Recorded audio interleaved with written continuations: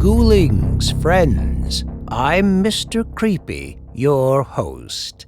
Tonight's story is called Ronald the Vampire. Sarah hesitated at the door of the run-down apartment building, her hand poised to knock. Pregnant and desperate, she had been living out of her car for weeks, barely scraping by. She needed this cleaning job, no matter how ominous the building seemed. Inside, she found Alex, a survivor raised in an orphanage with haunted eyes and a secret darkness lurking beneath the surface. He offered her a room in his cramped apartment, claiming, "I can't stand to see you living, well, in your condition, in your car." Grateful but wary, Sarah accepted, unaware of the horrors that awaited her within those walls. Days turned into weeks, and Sarah settled into her new life with Alex. He was kind to her, providing food, shelter, and spending cash. But there was something unsettling about him, something she couldn't quite put her finger on. She brushed off her unease, grateful for his generosity, but curious about his secrets. Sarah meticulously tended to their apartment, ensuring it was always spotless, the laundry done, and healthy meals were prepared. Meanwhile, Alex returned home with an unusual scent of iron, stains of crimson on his work clothes, and an evident wariness. Despite Sarah's persistent inquiries about his work, Alex remained evasive, attributing his condition to odd jobs. One evening, Alex arrived home with a bleeding wound on his hand, resembling a dog bite. Unable to deceive Sarah, he confided in her, revealing his troubled past and the shadows that haunted him. Alex disclosed his role as a hunter, dedicated to safeguarding humanity from the bloodthirsty monsters he called vampires.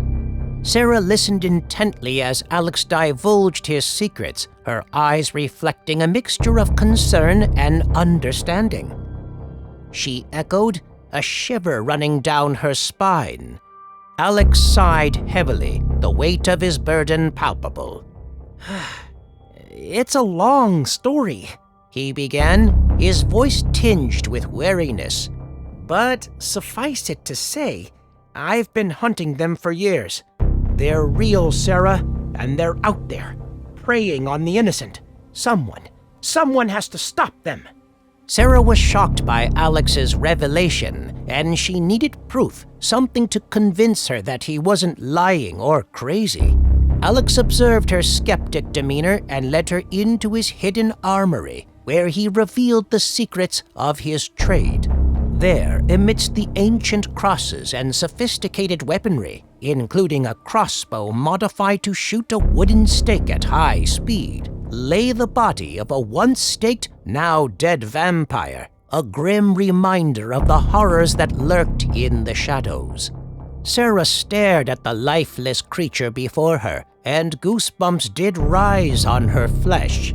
She questioned, her voice barely above a whisper. Alex nodded solemnly. "I'm afraid so," he replied, his gaze fixed on the vampire's pale, green, lifeless face. "And they're out there, Sarah. They walk among us." Sarah's mind raced as she absorbed the grim reality of their situation. She had never imagined that vampires could exist, let alone walk among them in plain sight. But there, in Alex's armory, the evidence lay before her in the form of ancient crosses and detailed diagrams depicting the anatomy of vampires. "Look at their fangs," Alex said, pointing to the diagram depicting the anatomy of vampires.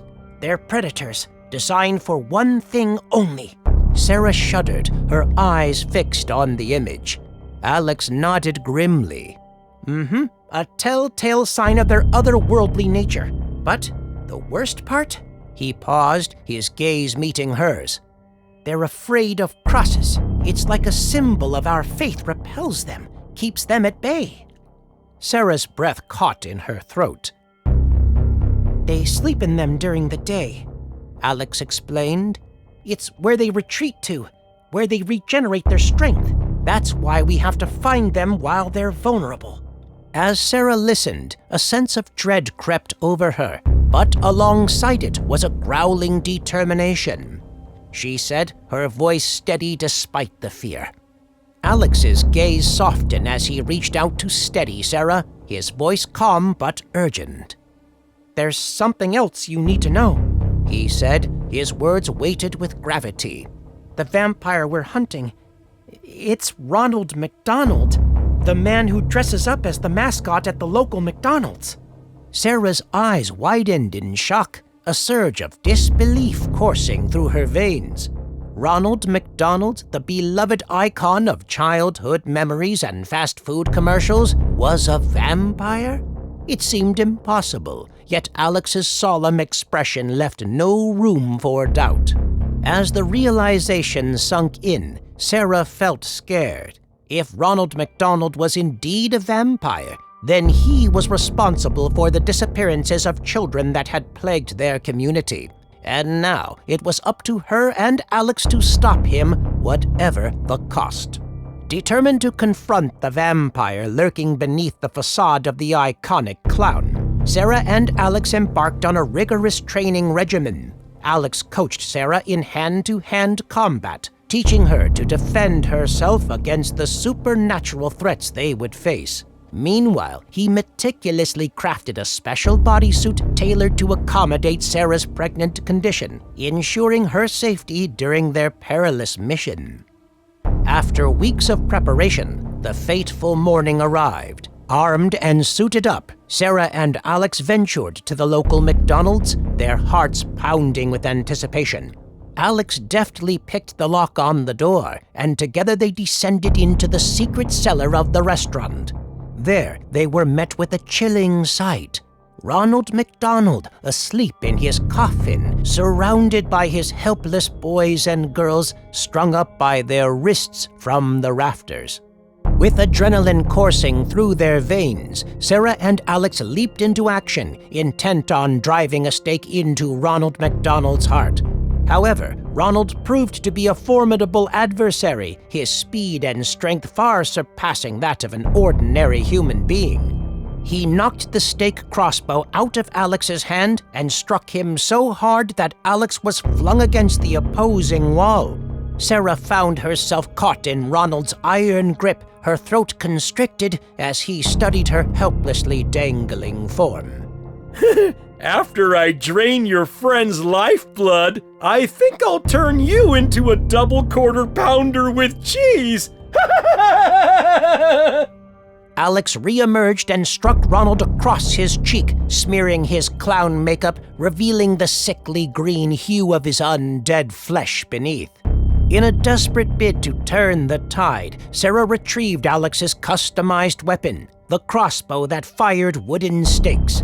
With precision and determination, she aimed for Ronald MacDonald's heart, firing the stake deep into the vampire's chest. With a guttural roar, Ronald MacDonald fell to the ground, vanquished by the combined efforts of Sarah and Alex.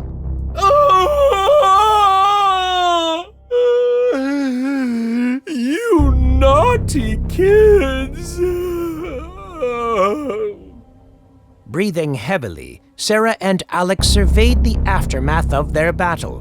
With Ronald MacDonald defeated, they knew that their community was safe once more. They freed the children, called the police, and quickly departed, but not without taking Ronald's body with them for future examination. As they transported Ronald MacDonald's lifeless body back to Alex's apartment, Sarah and Alex knew that their fight against the forces of evil was far from over. But together, they were prepared to face whatever horrors awaited them in the shadows.